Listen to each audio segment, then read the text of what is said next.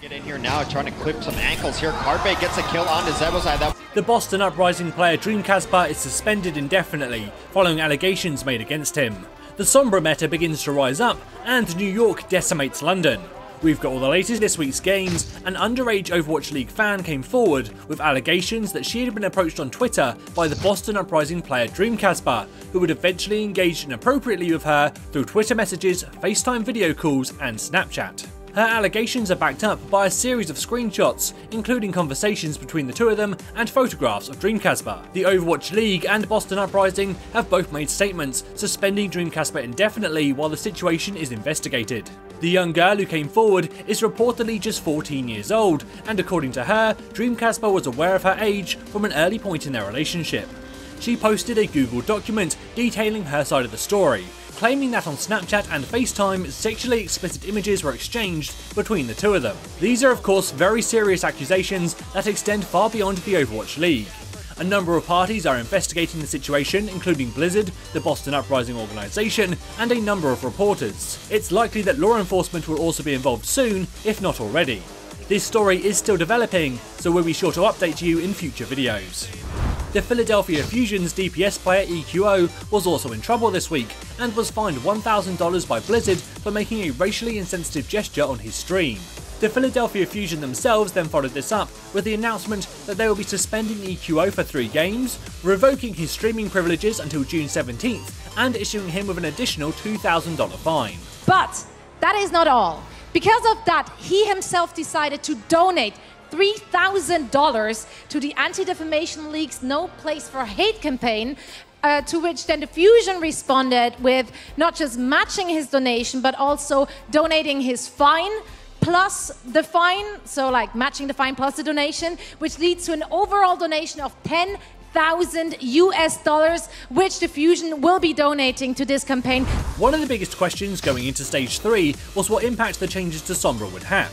We know she's become more meta on the ladder and in contenders, but LAN can be a very different environment. A few teams have begun to take advantage of her, but the one that stood out this week was the San Francisco Shock, who really seem to be capitalizing on Dante's prior experience. Starting to see the meta is developing where Sombra is very much a power pick, and you gotta know how to play it. You absolutely need to be playing Sombra, so when we look at these matchups in the future, the teams that have the better Sombras can go into these games with a lead. They pulled out an impressive 3-1 victory over the LA Gladiators, and although they lost later in the week to the Salt Dynasty, many of the actual games were a lot closer than that final scoreline suggests. In their game with the Gladiators, Super had an outstanding debut and Sinatra had a great series, but throughout the match it was Dante on Sombra who I was paying close attention to, as he was a driving force behind their victory, in particular constantly focusing his hacks on Fisher, which allowed his team to easily bring him down. One of the heroes at the beginning of Overwatch, playing a ton as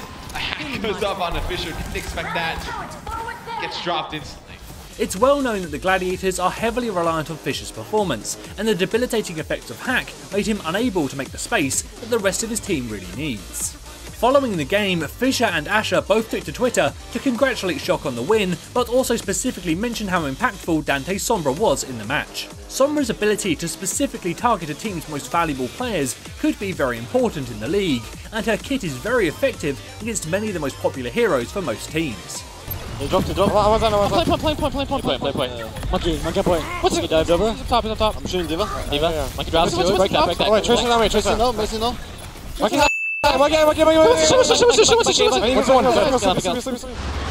In her current state, Sombra is also a very hard hero to answer.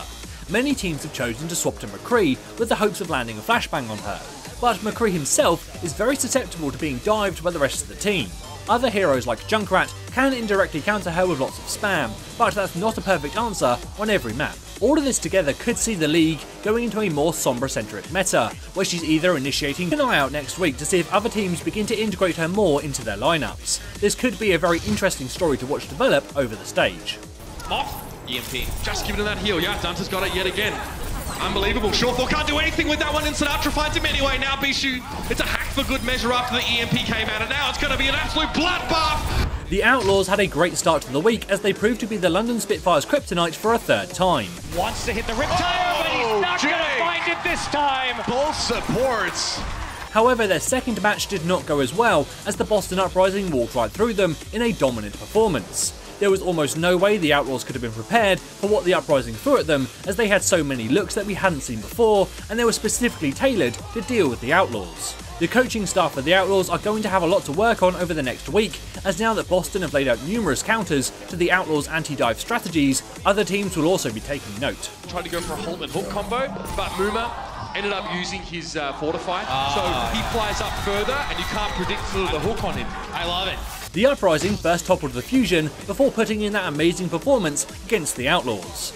Oh, that's nasty! Oh, I just saw it happen in front of me! DreamKazper just removed Shadowbird! It remains to be seen just how well this team will do.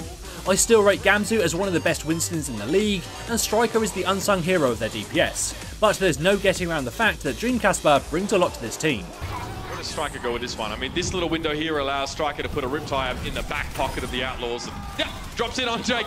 I think he's trying to get in his head at this point. There are definitely other targets, but he seems to be prioritizing getting rid of the enemy Junkrat or the enemy Jake. The Fusion fell to the Uprising in a close series before beating the Mayhem later in the week, with EQO out on suspension well. Carpe's perspective by the looks of it. And there you go. Deleted. Carpe is 100% in the conversation for the best DPS in the league right now, and Sanilo's Tracer is quickly becoming a force to be reckoned with. His synergy and focus fire with Fraggy has really been impressive, and his walkout game has also improved. There he is! The one and only! The Swedish Rocky! After a promising end to the last stage, Mayhem had a rough start this week, as they had to play both teams from the Stage 2 finals and dropped both of the matches. However, we saw some moments of greatness from their new addition Sire player, particularly on Route 66 versus the Fusion. They do not expect it! There it is. They have no idea. Neptuno has no idea. They're flipping out. 2 kills now for side player. Pressure is on. Can they deliver? No! Denied the res, and it's over. We'll have to wait and see if he can perform like this more regularly. If that happens and we see a little bit more self-preservation from the supports, Mayhem will be a much tougher team. Briefly. Clean shot there from Logix. Makes it look easy. Finds the follow-up on Boombox as well. And the body shot on Carpe. Logix delivers. The London Spitfire was an incredibly brutal 4-0 sweep. The mechanical skill of the players on this team is top-notch, but I think right now the lack of coaching staff is causing problems. Should be expecting it though. He sees through these walls. He's looking for it. Oh! The mid-air nade! They removed Bishop as their head coach during Stage 2, and since then have only had 2 coaches on the books, compared to New York's 4. I would really expect them to bring some more staff on board soon, as if they don't, the Spitfire might be pushed out of that second place spot. Like, so waiting for what?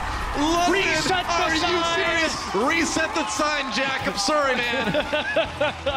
The New York Excelsior continue to pull away from the rest of the league, and with their dominant win over London this week, it looks like no one is going to be able to stop them. This could be the stage where they go undefeated. Point in time, but he stays upright. About as close as it gets. Nice shot on his Sire player. Whoa. Sire player was ulting. He had just tagged. There are some teams, such as the Fusion, who do look capable of pulling off an upset, but I don't know if even they can touch this team right now. There is so much mechanical skill amongst their players, and then their coaching and planning is the best in the league. And New York, a clean sweep. It's like, fair enough, you predict New York to win, okay. But for them to win 4-0 versus London Spitfire, that's a tough call to make. The Shanghai Dragons came into Stage 3 with an almost entirely new team, and their best chance of getting a win yet, as they took on the Dallas Fuel. However, Effect was taking no prisoners in that game, and the Dragons couldn't get it done. It's about Shanghai now getting the kills here. AKM's not getting away. Bardic Grenade finds its mark. Mickey just trying to bring up the rear here. The Dallas Fuel are definitely going to be cut down to sides right outside this fort. They have to get back to the point. Oh, cheeky. On the I was very surprised to see the desk unanimously predicting a Shanghai win, as we have to remember that they recently released Undead from his contract and Dia was unavailable to play, making this entire lineup very inexperienced, both as a team and in the league itself. However, there were some signs of life, as both Ado and Fearless had some impressive moments on the rise, so things won't be getting any easier for the Dragons. Whole hog by Fearless being kept alive. At least a map in this series. Soul's start to Stage 3 did not go in the way they were hoping, and they were punished hard for it. However, in their second game, they ran the team you would expect and took the win. The beat in the back, they don't camp the body, so Jaehong's back into this. Right, but what a monster tire! All 3 perfectly done by Wakid. The best thing I saw out of Seoul this week was their attack on Blizzard World, where they seem to be one of the few teams with a uniquely tailored strategy. They chose to run triple tank along with the Sombra to try and secure a quick kill and then overwhelm the first point. It was pretty effective, so keep an eye out for other teams trying to replicate this strategy next week. Started off Super and Snapped with the new additions, the first subtractions in this fight, and they will continue to clean up. There's almost no way that they're going to be able to put a decent fighting force out here because the respawn's so far away. The Gladiators had an up and down week. First they had a loss against the Shock, but they turned things around a little bit later with a commanding win over the Dallas Fuel. The biggest issue the Gladiators will face in the coming weeks is that the Shock have now laid out a blueprint on how to hurt them, and showed how much they rely on Fisher. If Sombra does become even more popular, they will definitely need to find better ways to play around her. Correct right there, Short. We're looking for it! Bye! Doesn't even need to use the ult and see through walls. Now he will, just for funsies.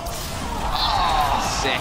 When the Dallas Fuel had the desk predicting Shanghai as the winners of the first match of Stage 3, you could see Effect came out looking to put in some serious work, and along with his team, he secured them a solid win with some outstanding Tracer play.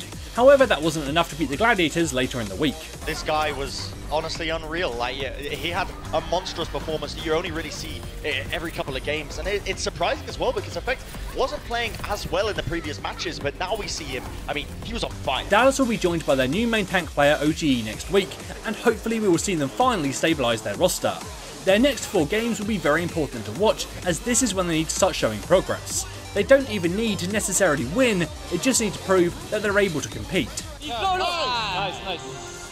See? I did nothing, good job.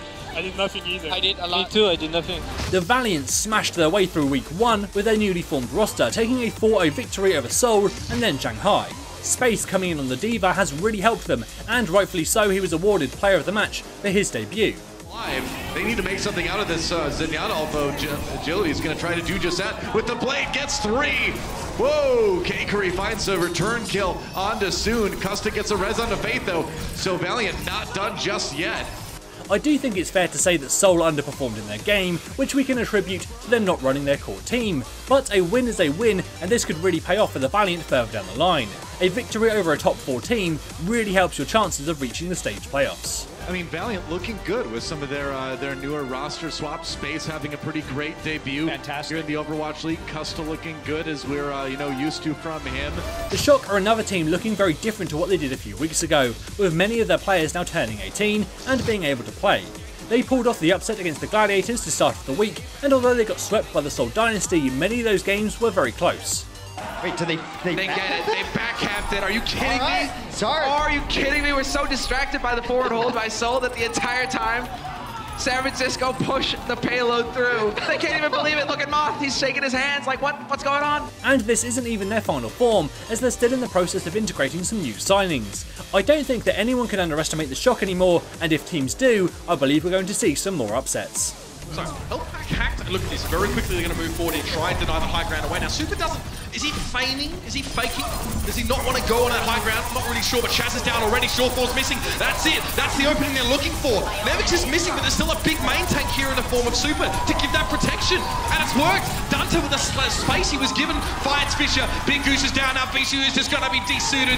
They're going to try and get this one done nice and quick, and the hack comes through. 1 tick is all they need. You can see. The signing window is now closed for the league, but a number of teams did make moves in the final hours before Stage 3 started. The LA Valiant made the most changes by a long shot. On top of picking up Bunny from Seoul, they also released Envy from his contract, moved Grim Reality into a coaching role, and traded Silk Thread to the LA Gladiators. They also made the first player-for-player swap in the league with the Dallas Fuel when they sent Unko over in exchange for Custa.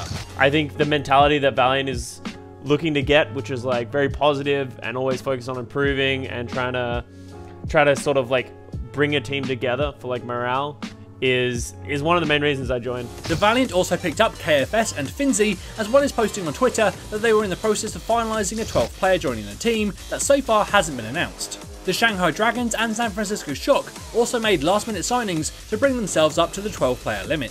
Taking a look at the standings, it's far too early to start looking at the Stage 3 title race, but New York, the Valiant and Boston are certainly off to great starts. In the overall standings, we've seen a bit of movement as the Uprising jump over the Outlaws and Fusion to get into 4th place. The Valiant also moved up a spot, pushing the Outlaws out of the top 6. The gap between London and Seoul has also shrunk, now just separated by map score, while the New York Excel continue to climb higher and higher, leaving everyone else behind. Next week has some great games. On day 1, be sure to tune in for Shock vs Valiant. Both of these teams are experimenting with all their new pieces in the rosters, and this will make an interesting matchup. On day 2, Boston will face New York. The Excel are the obvious favourites, but it will be interesting to see what Boston can do without DreamKazper. Fusion vs Outlaws also has the potential to be a great game. On day 3, Seoul and the Gladiators will face off. Both of these teams had rough starts this week, but they both still have playoff potential. A win for either team will really improve their odds. Then on day 4, London face the Fusion in a rematch from the Stage 2 playoffs before New York face the Outlaws. Which matches are you most excited about next week? Let me know in the comments below. Don't forget to subscribe, and as always, this is James for Cat, saying thanks for watching, and enjoy the game.